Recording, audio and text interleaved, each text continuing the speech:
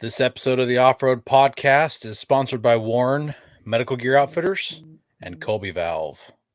Off-Road Podcast, episode 401, Record Games and Rivian Wheeling. Tonight, Aaron gets slippery, Coy gets a workout, and Ben does some weight reduction. Welcome to the Off-Road Podcast, the podcast about everything off-road. We cover the news, review products, and interview people in the off-road industry. Your hosts tonight are Aaron, Coy, and my name is Ben. And tonight we are joined by Tim from Tim's Gearhead Garage. And welcome to the show. So, Aaron, how's it going? It's going good. How are you, Ben? I'm alive. You guys made this so awkward, right? I don't even, it feels weird. Well, he didn't specifically ask me how my week was, so I was just answering the question. Like spiritually, like I'm in a good place. Yeah. Yeah. No, I'm doing good. Ben, how are you? I'm alive. Tell us about this. Tell us about this weight reduction you did. Well, I did it in the most unhealthy way. And it wasn't for my vehicle, it's for myself. I got sick with some stomach bug like about Wednesday night is when I started feeling crappy. And I've been on pretty much a liquid diet for the past 5 days. So I've lost a lot of weight that way. It works out great. Hit my weight goal I was going for, but it canceled my plans for the weekend. We were supposed to go celebrate my birthday and my wife's and I's anniversary this weekend because she was off. And my birthday is this upcoming weekend and she's working. So it was like, oh, let's do it the week before. And no, we're all sick. So instead we hung out at home. No fancy dinner or any of that. So, yeah, liquid in and out. Definitely. Not fun. TMI. Yep. Aaron, what about you? How was your week? Let's see here. I put a couple more pieces of trim up on my shop. I reached out to the garage door installer and he said he hasn't heard on a ship date yet, even though April 12th is supposed to be when they ship. So, or the week of April 12th, or who knows. So doors are 9 days out from shipping theoretically. So waiting for those doors for the shop. But I did get the Frontier out and got to wear the nubs off the fresh rubber. I ground them down in some snow. So Coy and I went to a little town called Detroit, and it's nowhere near our guest. We have a Detroit here in Oregon for those people who don't know about Detroit, Oregon. It's up in the Cascade Mountain Range. It was on fire a couple years ago, right? It burned to the ground basically. They both look like they recently burned to the ground. Zing.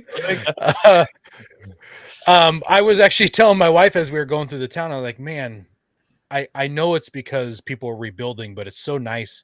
There's so many brand new houses or brand new modular homes and stuff like that. It's all brand new paint. Everything looks nice and clean. So it feels fresh, feels clean when you drive through the towns leading into Detroit. So yeah, we did some snow wheeling. We'll share the pictures when Coy talks about it because Coy, I invited Coy to come along. Coy's like, yeah, I don't know, maybe. I really had to twist Coy's arm to get him to go snow wheeling with me. I imagine, considering how much he's been hitting you up to go out, I bet he was just like, I don't know if I want to go wheeling with you, right? No, that absolutely wasn't the case. No, we talked about going to a Cars and Coffee event, and Coy's like, well, why don't we go snow wheeling instead? I'm like, let's do it, because we're not going to get many more snow days here in the Pacific Northwest. In fact, I'm shocked that we still are getting snow days in April. So it was April 1st, and we're still getting snow. We got some gorgeous powder this weekend too. Yeah. So Coy, tell us about the snow trip, and I'll cycle through some photos.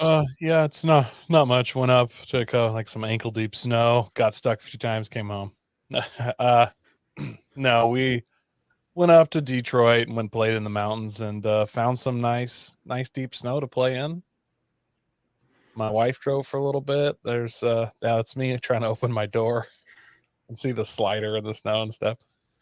Yeah, it was a great time. The snow down at lower elevation was really wet and slippery and not good. But as you got higher, it got quite a bit better. And that's our buddy Ryan. He has a cool triple locked Land Cruiser. We all played in the snow and messed around, and then Aaron had a hard out. He had to get his wife home she had to make a pie. So we Yeah. escorted him back to town, and then we kind of talked about it. And me and Ryan were like, look, this is probably the last time we're going snow wheeling for the season. Let's go hit it hard one more time. So we did. And we sat there and winched each other till about 8:30. And finally then we didn't have a good place to turn around. So I ended up backing up. I don't know. It felt like 5 miles, but it was probably half a mile in the snow. And if you get out of the rut a little bit, but I don't know how many times we winched and how much we dug. But yeah, my shoulders are sore and stuff. We got up. I don't know if you guys remember the last time I went snow wheeling, that picture of that Jeep that was slid in the ditch that I had kind of double lined and stuff to pull out. So that particular spot, there was fresh snow on there, but that's all at an angle into this ditch. Once you're in the ditch, just behind that is a culvert. So you can't get in the ditch. You have to be pulled uphill, basically. You can't be pulled downhill and out. So at that spot, even though there was a bunch of fresh snow and it looked level, the snow underneath was still that hard pack, and it was just sliding us into there. So we dug, sat there and dug tracks to try and keep us straight, and kept trying to dig, and we kept, we were getting 5 feet at every attempt. But is that what's happening in this picture? Yeah, that's as far as we made it. I mean, we had probably spent an hour trying to get past. We needed to get like 20 more feet past this little spot, and then we could have kept going. But and we kind of have it popped back up on top of the snow there. It was kind of below it, but yeah. So we tried and tried. And he was asking, like, do you want to give it a try? And but it's like, there's no good way for me to get around you.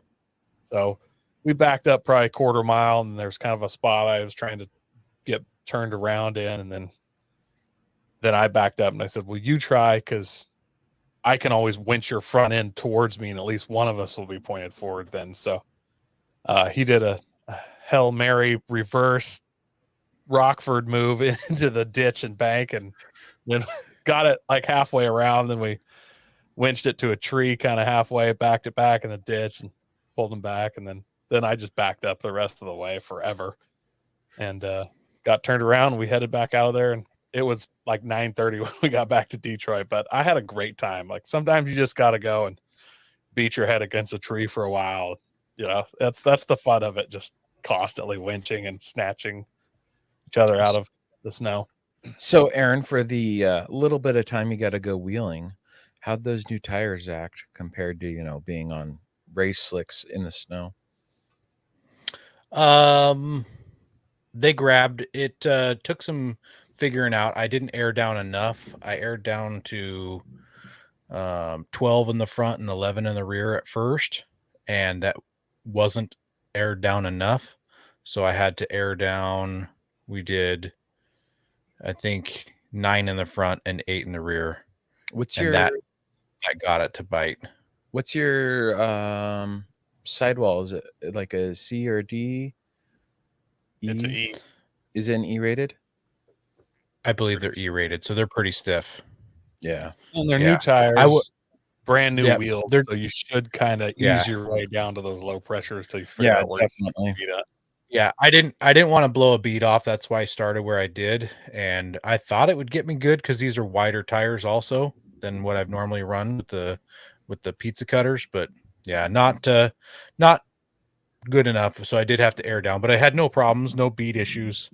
But we didn't get pretty wild. I mean, it was deep snow, but there was nothing to pinch the tire or roll for being at too much of an angle or squeeze through something. So it's pretty easy on the tires when you do that. Yeah, I thought there was something else I wanted to add about that, the snow trip, but that was pretty much it. You've decided you wanted to duct tape the inside of your beads to get them to stick better? No. No, I'd never do that. No. How about you, Timothy? Have you done anything off-road related this week? This week, no, not really. The closest I got to off-road was taking a motorcycle riding course in the snow on Saturday morning. Oh, sweet. To get like an endorsement? Yeah, basically, it's the Illinois state requires it. Or, well, they don't require it, but it counts instead of taking the DMV test. Go take this Yeah. course for $20 and then you're home free. So, It's only $20? yeah, it's actually free. And the Wow. $20 is just like to hold your spot in line. You can donate it afterward. I was surprised to Huh. find out Illinois is the only state in the union where it is free. That's pretty awesome. I think Yeah. that course in Oregon here is like $300 or something. Holy cow. Mhm. Yeah, Yeah, it's Yeah. not cheap here either. In Florida, I've heard it's $500 and it's mandatory. It might be mandatory here now, but they do supply the motorcycle you ride on, so that may be part of it. Yeah. Yeah, and to It's be fair, mandatory if you want to ride a motorcycle, is what I assume you're trying to say, Koi. Yes, to get a motorcycle endorsement is what I'm saying. Yeah. yeah, I guess to be fair, it wasn't like deep snow. It was just flurries on a 38-degree morning. But at 7 in the morning is not what I was hoping for. Yeah. Yep. We also want to thank our sponsor, Patriot Patch. Head over to patriotpatch.co and check out their selection of great patches, shirts, cleaning mats, signs, and stickers. You can also join the Patch of the Month Club for $15 and receive a patch, matching sticker, and artist proof each month. I got a heck of a mail call today. So Did you? I've officially caught them all. Plus, I got the patch of the month. So There that you go. is all 4 of the Poke Wars set. It was Darth Maul Gengar that just dropped on Friday, which I thought was pretty cool. I like Darth Maul from episode 1 of Star Wars. And then the patch of the month is the will trade for Easter eggs or for eggs. So yeah. In the comments, Eric says, or ride dirty for 30 years. Ha ha ha. I have a feeling that Eric might not have his endorsement. And then Justin says, what's the driver's license? So, yeah, we know you folks are out there. There are know some you folks outlaws are out there for sure. Absolutely. Riding dirty. Yep. And then let us not forget the our patches. We've got you can pick up our patches for $13 shipped in the US, or $10 for any additional as well, or $10 picked up each from us in person. Shoot us a message through any of our channels, and we can hook you up with a link via PayPal. And that's the Off-Road Podcast in the Lumen Locker patch, which that Lumen Locker patch does indeed lumen by glowing in the dark. So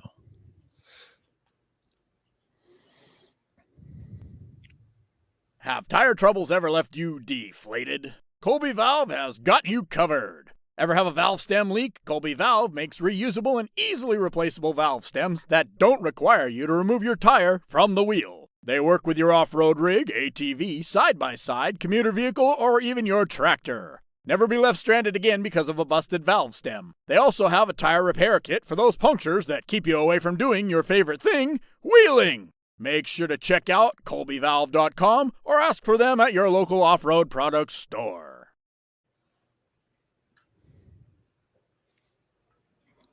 we got someone watching us on Twitch right now, guys. Yeah, that's pretty slick. Hey, yo, what's up, G? Yeah. What's up, Diggs? So news today, guys. Turtleback trailers. I'm not sure what's going on, but I think everybody know who Turtleback trailers are, right? They make the ultra cush off-road, beautiful works of art trailers. Not cheap by any means, but they've, at least in America, I should say, they seem like, in my mind, one of the oldest like premium, off-road trailer, tent trailer brands. They kind of put out like I don't know what the right word would be, but open-ended message on their page. They said they're halting production for the remainder of 2023.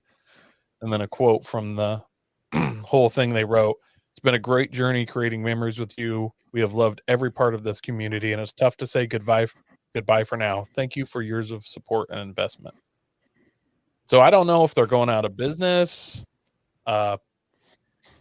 it almost Yeah. makes it sound like they're just sold out for 2023. But since some of the other stuff is kind of ominous, like they're going to go away completely, I don't know what's going on there. Nobody knows right now. Yeah, it's hard to say. It could be a, hey, we're halting production because of prices and we need to readjust and figure it out. But it could be the end. Yeah, halting production for 2023, and it's this was last month, at the very end of last month, so that's in March. I can't imagine that they're sold out for the year. And if they were sold out for the year, like their website, you can't click on anything on their website. You can't look at, it's just completely a one-page website now that has this on there. So while they are leaving it open-ended, I have a feeling that they are gone. So kind of a bummer. But it's Are an they- expensive investment, and their rooftop, their trailers are just a enclosed utility trailer with a rooftop tent. Like you don't even get to climb inside of them to sleep or do anything. Everything is outside of your cargo trailer.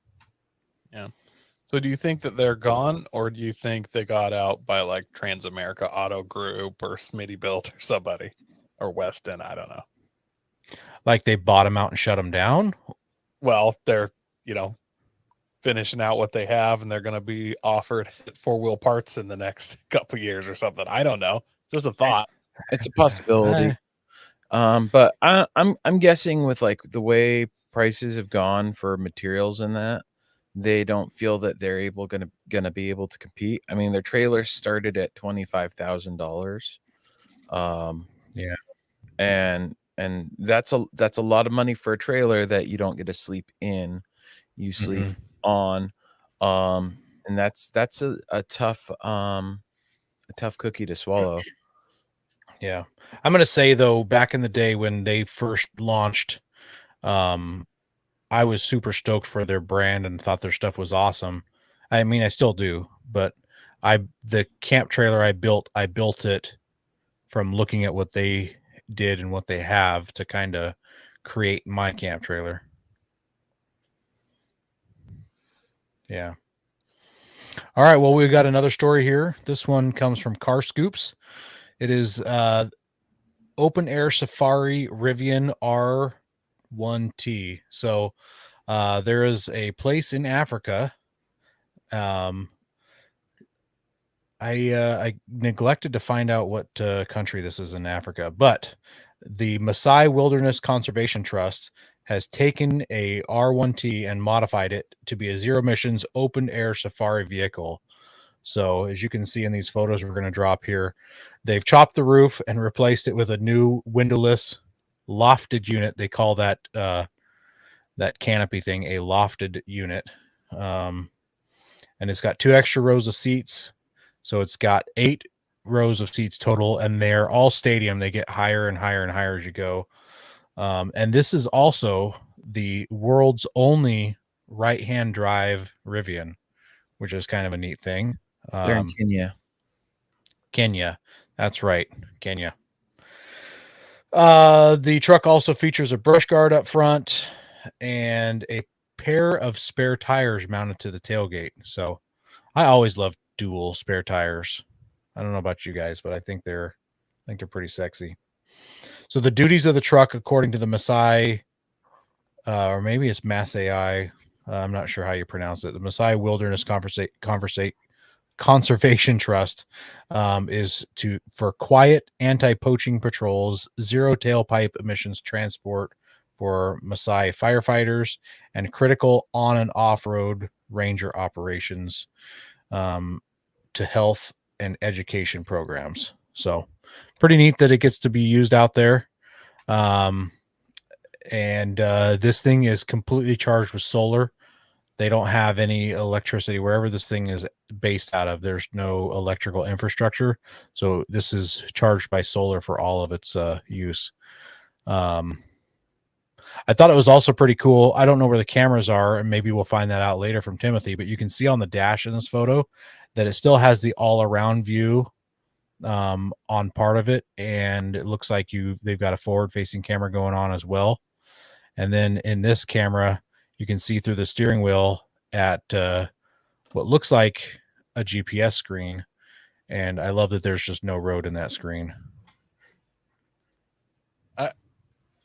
I don't mind what they did here, but like you see the Defenders and stuff that they do this way, but they look kind of Uh-huh. cool. Whereas this looks like an actual boat. Like I feel like this is like I don't know why I saw this. And I'm like, oh, it looks like you'd take that out of the water.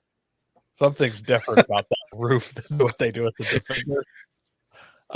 Kevin says it looks like an 8-person golf cart. I don't think is he's that what wrong. it is? It's got a golf. I need to look up a picture of the high roof Defenders because they did something different, and I feel like they're doing that Rivian some injustice. Yeah, it's not the best looking thing. It did mention that with This view the right chop, here from the back corner, it looks like it should be on the water. Does it not? it's like a pontoon boat. It's a pleasure Yeah. craft. Yeah, it looks like we should be drinking on that or something. Yeah, I think what it is the lack of a windshield, or and then how it overhangs kind of gives it that golf cart look. Yeah, I love the brush guard on the front and how they did the rings around the headlights, which is pretty sweet. So, Yeah, that anyways, brush guard is really cool. I'd love to get one of those for my truck. yeah, is there anybody making accessories like that out there? There's a few. There's some different companies that make side steps and rock sliders, but that's about it for now that I've seen as far as off-road oriented accessories.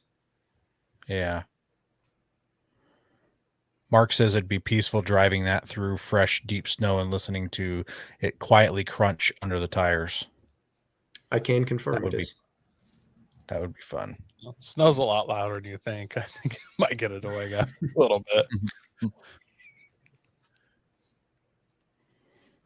Well, and then let us not forget that on our contest that's coming up on May 8th, we will be doing a show with Andy Fermoren about recovery stories. Leading up to the show, we'd like you, our listeners, our pavement haters, to write into us with your own personal stories of when you've been recovered or helped recover someone else.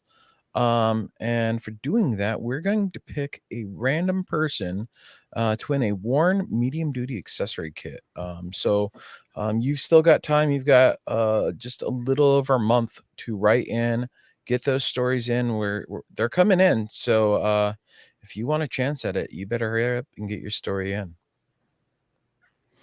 And also, don't forget that we've got the Earth Day trail cleanup, where you choose a location and you plan out what you're going to do, and you go out there and you clean up, do some trash pickup at the local shooting pit, go to your favorite campgrounds and clean out the grates where people throw their trash and try to burn it before they leave.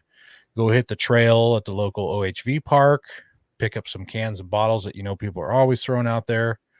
Go to your favorite campsite and just do whatever. Pick up the debris wherever you're at. Go out and have fun. You've got Come to my house, help me clean my shop.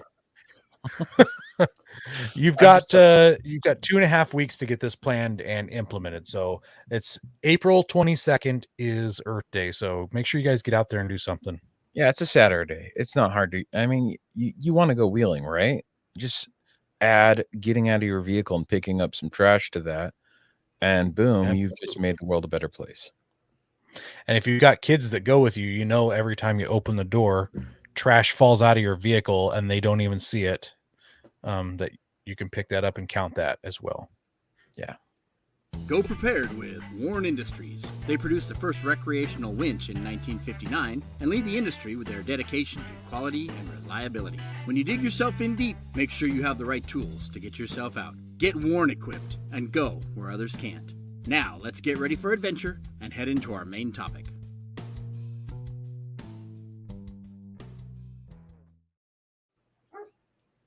All right, Tim, we got to start you off with the fast 5 facts, okay? All right, new or old vehicle?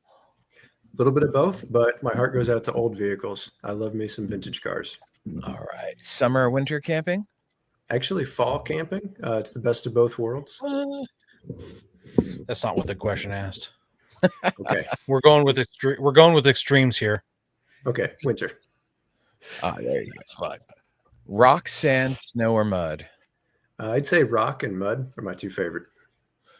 Favorite vehicle brand? I'm gonna have to go with Ford, but don't sue me. I really like them all, just for different reasons. And favorite tire? Honestly, I haven't found my favorite one yet.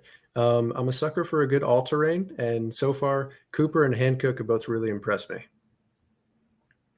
Finally, then- someone else who likes Hankook. And then any recommendations for someone new to off-roading? It doesn't have to be a big production. Just put some gas in it and go drive. And if you're ready to throw some accessories on, protection, skid plates, that kind of thing. Maybe a tow rope just in case.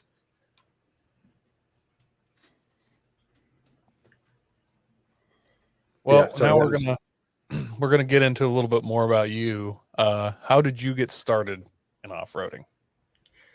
So I just kind of came into it naturally over the course of my college days. I joined actually the Baja SAE program, which we built our own tube chassis buggy and took it racing against other colleges, and that's really where it all Yes. started from. So I took my little all-wheel drive independent suspension SUV and I gave it a lift kit and a nudge bar, took it out into the woods and started having fun. Did you get to drive the Baja SAE project much? Yeah, a couple of times. I got to drive it in a snow race up in Michigan, and then I got to drive it for a couple different events. They always put me in for the drag race because I was pretty lightweight, still am. But yeah, so I've probably got maybe 10 hours total seat time in the thing over a couple of years, but it's memories I'll cherish forever. It was a lot of fun. I used to be around some of the SAE go-kart, the same thing, but the like mini IndyCar version of that. And I always ask, like, do you guys like fight each other? And they're just like, yeah, same thing. It's like, we pretty much just find the lightest three guys and who's the best, which would destroy me because I'm like 300 pounds. So Well, so in Baja, there's also a sled pulling event. So everybody got some seat time in Baja. That was one of our, unlike Formula SAE, at least at my college, Baja made sure everybody got at least a little bit of seat time. that's cool. That's nice. Well, I need to jump off of our main topic here and just give a shout out to Mark in the comments because he says that only cool people pick up trash, and that is 100% true. Only cool people pick up trash. All right, so our next question here is what is the first vehicle you took off road? So that would be a 2002 Mazda Tribute with the venerable fire-breathing 3-liter V6 and all-wheel Yes. drive. So it's a nice little car. I bought it from my grandparents as my first car. Gave it a lift kit, some all-terrain tires, a nudge bar, which I did custom modify to put a winch on it. Light bar came before all that, though. That had to be the first thing was the LED lights. Yeah, lights before lockers, I think is what they say. That's what they say, and that's what I did. That means you need a lumen locker patch for that rig. I think I do. When I was watching that ad, I told myself, oh, I got to get one of those. Yeah. So, what's been your favorite rig to hit the trail in? Got to be honest, it's the Rivian R1T. I've had it for about a year and a half now, taken it to a couple off-road parks. Just recently took a road trip out to Utah to go see the record games, and I stopped in Moab, and I went wheeling in Sand Hollow, and it was just an awesome experience. I loved every second of it. Nice. All right. This is my favorite question to ask. What is your absolute most embarrassing thing that happened on the trail? That one that you think about at night, you're laying there and you're just like, it's 10 years ago. Why did I do that? Yep. So one of the times I was taking my Mazda off-road, I was out with this group of guys, fantastic. And there was like a waterfall that some of them were trying to climb up. And I obviously wasn't going to do that. But the trail to like down the side of it is like a bypass route. So I was just driving the bypass to go around it. And somebody at the same time was driving up it. And there were people shouting commands, somebody spotting him. And so I wasn't paying attention to what was being shouted because I thought it was for him. Well, it turns out I was getting dangerously close to the drop off down the side of this waterfall, and somebody was shouting at me, driver, driver, turn left. But I wasn't paying any attention. And so I just feel all of a sudden, thunk, the right front tire drops off, and all of a sudden my subframe is resting on the edge of this. And it wasn't hard for them to rescue me, but there was a brief, 5 minutes where my vehicle hung in the balance. They ran a winch line to the hitch to kind of keep me from going over. And I just kind of drove back off to the left, and it was fine. But I definitely spent plenty of time thinking about that. Like, man, how could I have ever been so foolish? I didn't look before I left. I wasn't paying attention. So that's probably my most embarrassing moment. And now I've shared it all with you. There we go. And we're going to do an episode in the near future of off-road screw-ups, off-road mistakes. So it's going to be a fun one to talk about. Not including the recovery stories that we're doing coming up. So tell us about your favorite place to wheel. You've gone to a few epic places. Do you have a favorite place to wheel? So it's probably a bit of a cop-out to say Moab or Sand Hollow. As far as local places, I'm from the Midwest. I'm really fond of this place called Moonlight Racing Off-Road Park. It's in Missouri. It's pretty close to where I went to college. And it's just got a soft spot in my heart. Some nice trails. They actually do like rock bouncer events there. They said they've got trails from mild to wild. So that's probably my favorite. But of course, I have to give Sand Hollow and Moab their due credit. I mean, they're these meccas of off-roading. And I can't wait to go back to them. Is there any places that you haven't gone that you'd like to go to? I mean, you name them. They're on the list. Windrock, Tennessee, the Rubicon Trail. There's even, so many out there that I have no idea exist that I'd love to go to someday. You want to tell us what you think your biggest win on the trail, your hero moment, that one you think back to, you tell all your prospective girlfriends about? Well, honestly, I'm not really sure. I haven't had any big hero moments, to be honest. I try not to do anything crazy. I like to do the most dangerous thing I can as absolutely safely as possible. All my friends refer to me as the safety guy. I'm guessing anytime you pull a Rivian into an off-road park, that's a hero moment. Like, aren't people just like, what? To be fair, yeah, the reactions are always very positive. I like being almost like a brand ambassador is what it feels like, because there's so few of them out there that people are going to ask me a bunch of questions. So I guess, yeah, just driving around, getting people kind of acquainted with it, letting them check it out. That's always a really positive experience for me. I imagine. What made you decide to actually get a Rivian?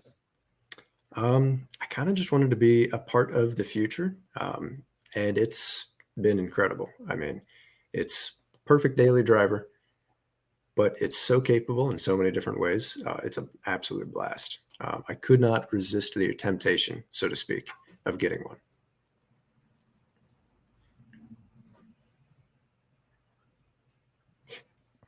Why don't you list off some of your favorite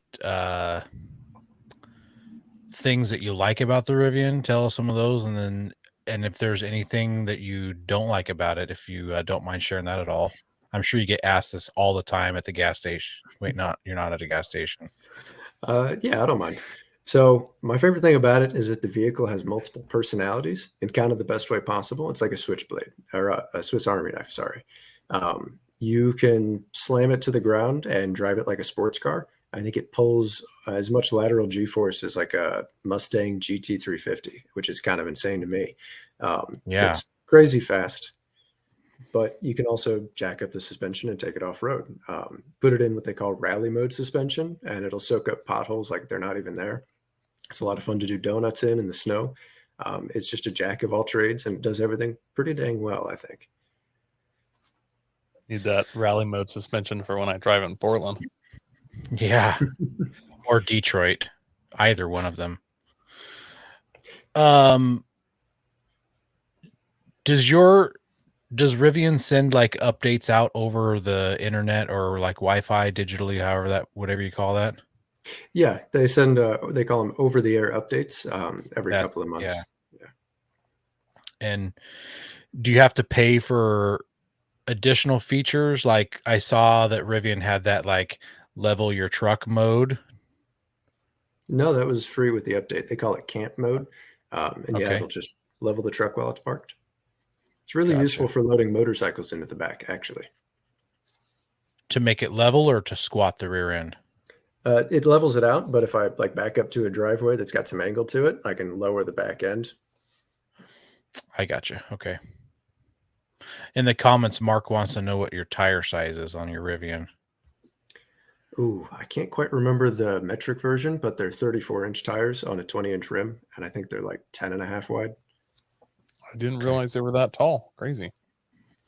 They hide them really well in the wheel wells. So do you get like charge anxiety? And like, do you get that out on the trail, like trying to make sure you have enough range when you're out and about? Like what's the range like when you're off road? Do you lose a bunch because you're high torque, low speed? So it all kind of depends on what kind of off-roading I'm doing. You know, like if I'm hitting the sand and going fast, or like tearing up a mud puddle, or if I'm like, kind of slowly taking on a trail or some rocks. I've never really been one to get range anxiety in a gas or electric vehicle. I'm the kind of guy that'll drive my car until E and then a little further. So making the switch to electric didn't bother me at all. You still get basically the full range off-road as long as you keep your foot out of it. I've been really impressed so far. I can go 3 days of off-roading, a couple hours a day without having to charge it.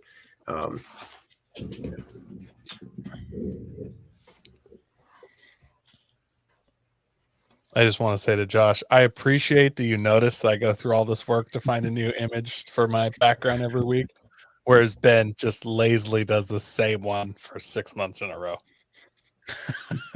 I had glad a other people have background done last week. I had a different background last week.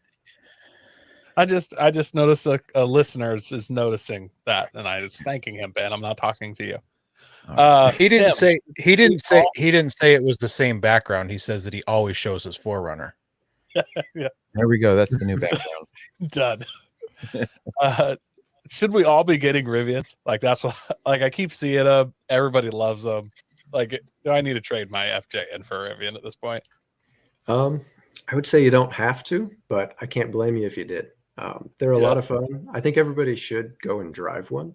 Because EVs, once upon a time, they had like this negative reputation. Some places they still do, but and more of them coming out are just so innovative and have a lot of soul to them. That's what I like most about the Rivian. It's just, it feels like a car that an enthusiast would really enjoy. So I say, go drive one, have fun, find a friend who's got one that'll let you beat on it and give it a whirl. Maybe you like it, maybe you don't, but worth a Ooh, shot. I got one here for you. Is you're in the Midwest, right? So you get the really cold, and the snow. How's that affected like range and charging with the snow for you with the Rivian? Has that been a pain in the butt? Has that been one of those downfalls? It's certainly, it's part of the process. It is what it is. Any electrical system is more efficient when it's warmer out than when it's colder out. And electric vehicles are no different. I can't remember off the top of my head the actual efficiency change. When I originally took delivery, I took delivery in the winter. So to me, that's normal. And in the summer, I get extra range. But maybe that's just That's too a good way positive. to look at it. Yeah, absolutely. Well, I like and Kevin's with comment here. Electric vehicles definitely have positive and negative. womp, womp, womp. Oh man. That's the truth. I was You got me. gonna resist putting that comment up. It made me laugh out loud, so I had to. Made me go Are you familiar with Bill Burke at all? Can't say that I am. No. So he's has been like I don't know what his exact title is, but he trains people on how to off road, and I believe he was. Do you know what the Camel Trophy is? Have you heard of the Camel Trophy? No. It sounds Should, vaguely familiar.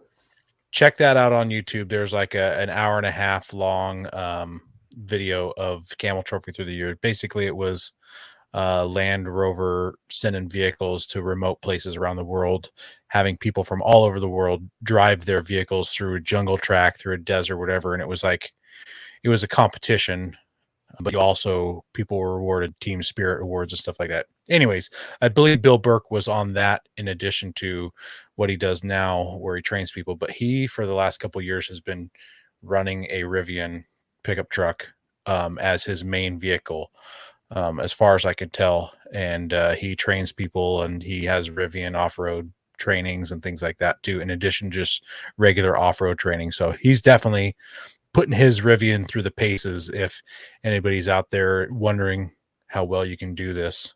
Yeah, he does. It's Bill Burke's Four Wheeling America LLC. He's a I4WDTA certified. That's How old is that's Bill the Burke now?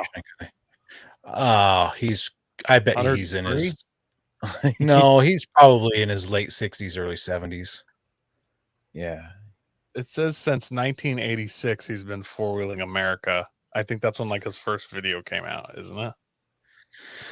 I was Probably. born in 85 and I'm pushing 40. Just say. Just say.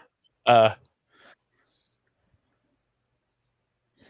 Anyways, well, check out, for any of our listeners, and also you, Timothy, check out Bill Burke.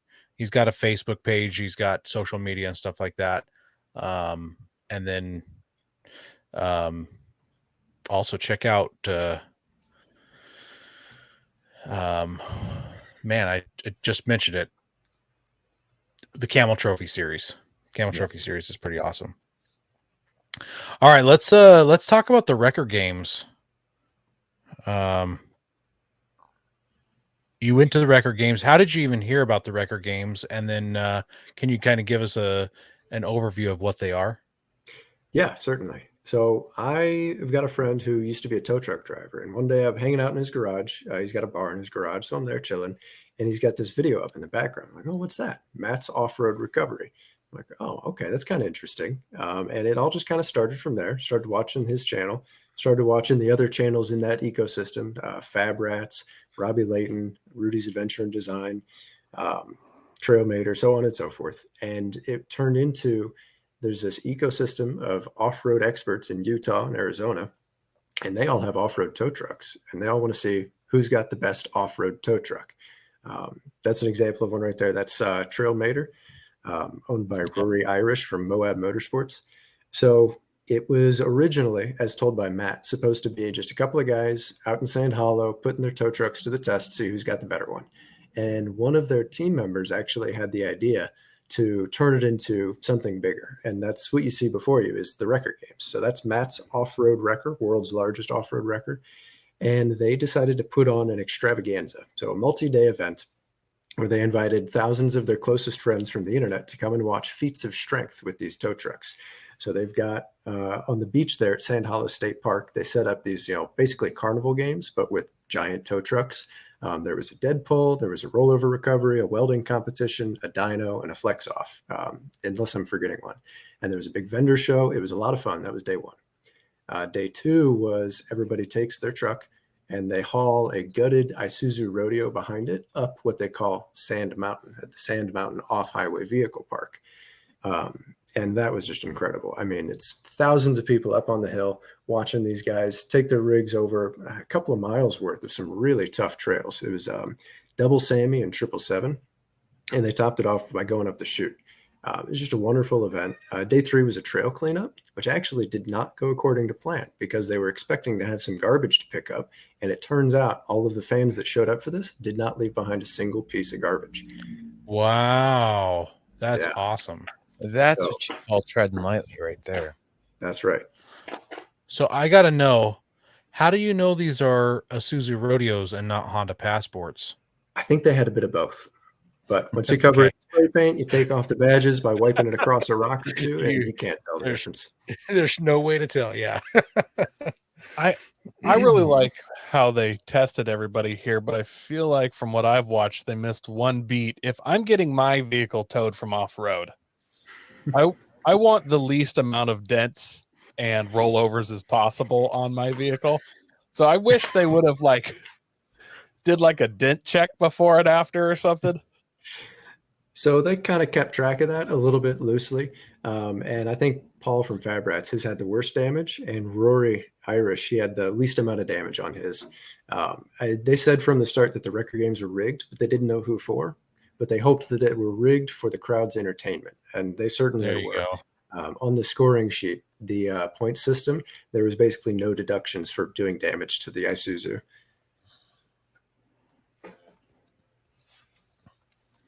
Yeah, what a fun time. Yeah, that looks like a blast. So, what was the experience like overall? Did you have a blast? Did you enjoy it? Oh yeah, it was so much fun. The atmosphere was great. The weather was perfect.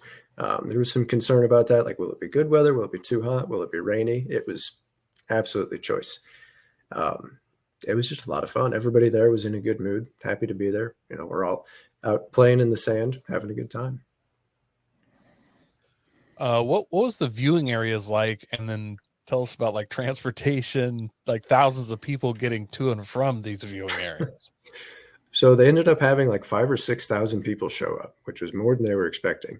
And so the viewing areas, although crowded, were still pretty good. On the beach, there's like this giant dune that they have right next to the roadway. It offered a great view over all of the different event areas all at the same time.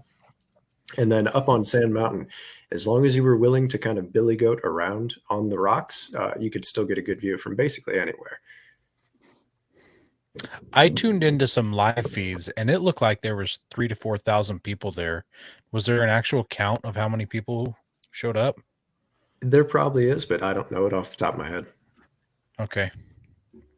Yeah. Yeah, there was way more people there than I assumed would be there for the inaugural year of an event like this. Usually events like this kick off pretty small, word of mouth. I know they advertised it for a few months kind of thing, but I had no idea there would be that many people showing up to it. Yeah, it definitely surprised everybody. I was surprised, and so were all the different creators there. Yeah, there was I more really- people there. There's more people there than a WNBA game. I've had more people at my house. Sorry, I was talking about something else. I'm really curious to know, like, if this could become a yearly thing, like, because clearly I missed it. I would love to have seen it. I'm hoping that it's a yearly thing. Did you run the trails there, or were the trails insanely packed? Were these all like wheelers, so the trails were busy during the games, or do you know anything about that? So there was on the day of the record games, like a special area for parking for people with off-road capable rigs. And so on the day of the actual trail run, so there's the trail, thousands of people, and then you look just over to the right, and there's these sand dunes with dozens, probably hundreds of rigs all parked overlooking the event. And as they would, the rigs would make their way up a little ways, you'd see some of them tear out and drive up the sand dunes further to get a better view. There were people all over the trails, not all hardcore wheelers. There were a ton of side-by-sides, some buggies, some pickup trucks, some SUVs, just a little smattering of everything, I'd say.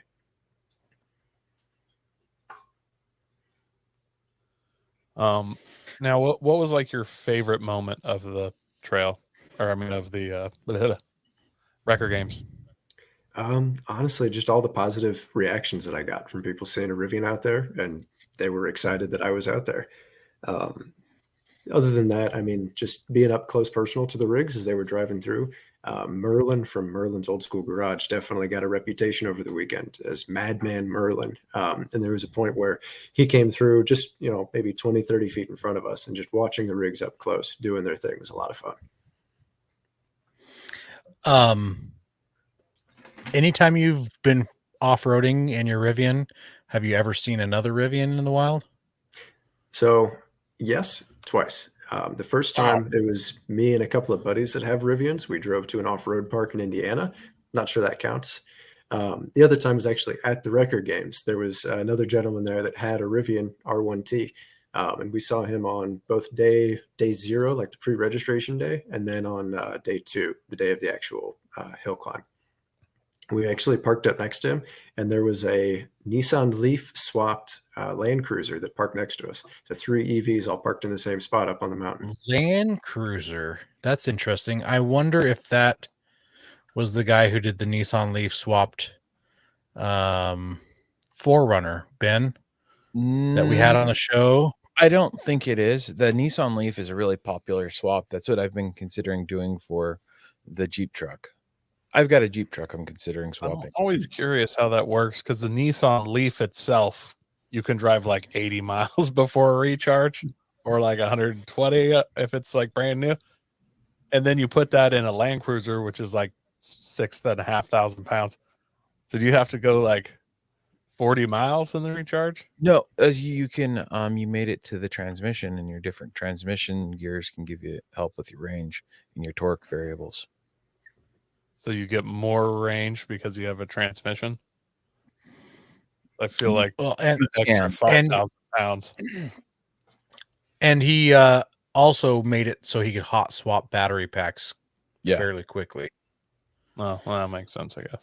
Yeah, and the Nissan Leafs, you can their battery packs are pretty easy to take apart, and so you can build a bigger battery pack and all that too. And I think they're inexpensive, but Yeah, they anyways, we're are way off topic. we're it's we're okay. derailing this train. So who? I obviously the crowd were the biggest winners for the record games. Was there like an official winner announced, and like anyone you'd say like did the best in your opinion? Yeah, so the fourth loser, as they call it, there was one winner and four losers, is what they said. So the fourth loser was Matt himself. Third loser was Eric from BSF, the OG. And then the second loser was Paul from Fab Rats. And the first loser was Rory Irish from Moab Motorsports. First place went to Merlin from Merlin's Old School Garage. But after the fact, the crowd voted for the fan favorite, and that was Rory Irish from Moab Motorsports. Oh, awesome!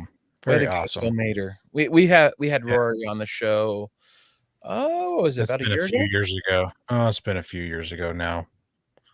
Yeah, because it was before. Oh, It was before Coy and I went to Moab, because I stopped by and put some stickers and business cards on a seat. I parked my Nissan next to his rig and took some pictures while they were closed. So, yeah. Nice. That's awesome. What I want to jump back to your Rivian here a little bit. Do you have any plans to build, or actually, have you done any modifications to it yet? Nope. So far, the only modification is seat time and a second set of tires. That's about it. Okay. I'd like to put on a set of rock sliders, but just trying to figure out which one I actually want, because very few of them are actually out there, or very few copies of them are out there. So I don't know. There's no product reviews for something like that. But that's probably about it. I don't plan to go crazy with it. I've got a Cherokee and a 77 Ford that I'll build if I'm going to build anything.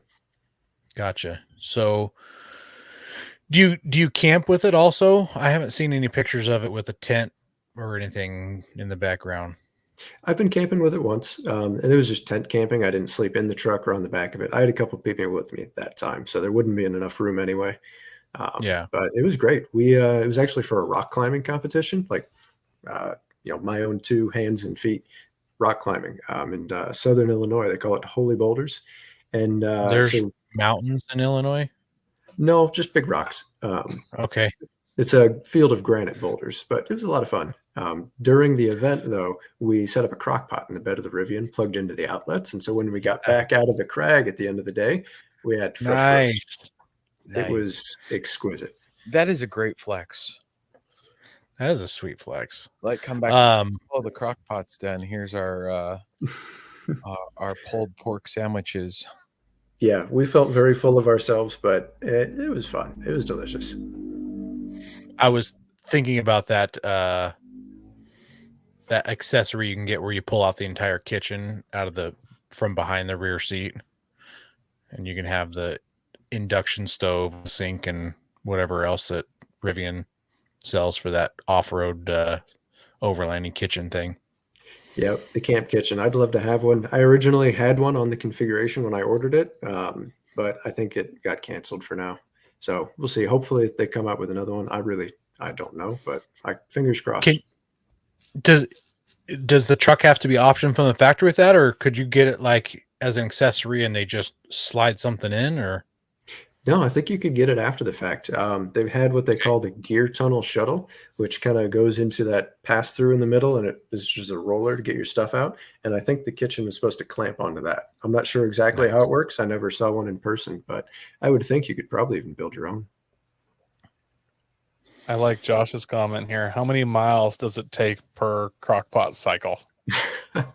I really couldn't tell you. So few that I didn't even notice. Yeah. Couldn't Yeah. tell the difference.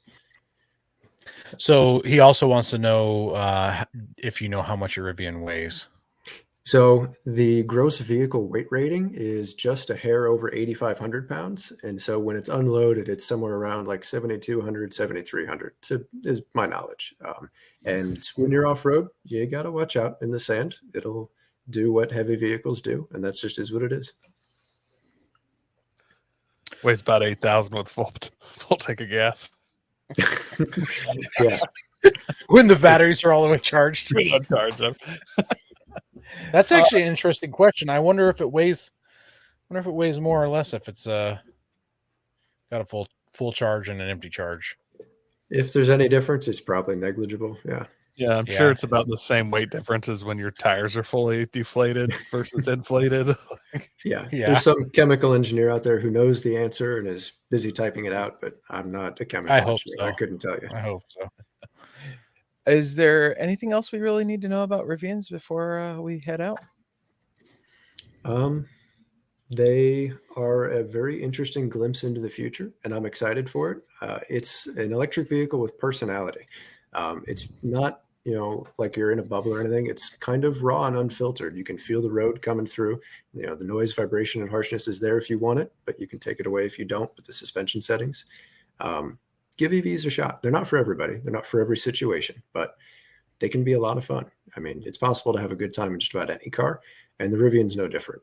It's got 800 horsepower. How can you go wrong? Yeah. And what good is all that power if you don't use it? That's what Exactly. some dictator said one time. Who said that? Some dictator, warlord, I can't remember. Oh, okay. Oh,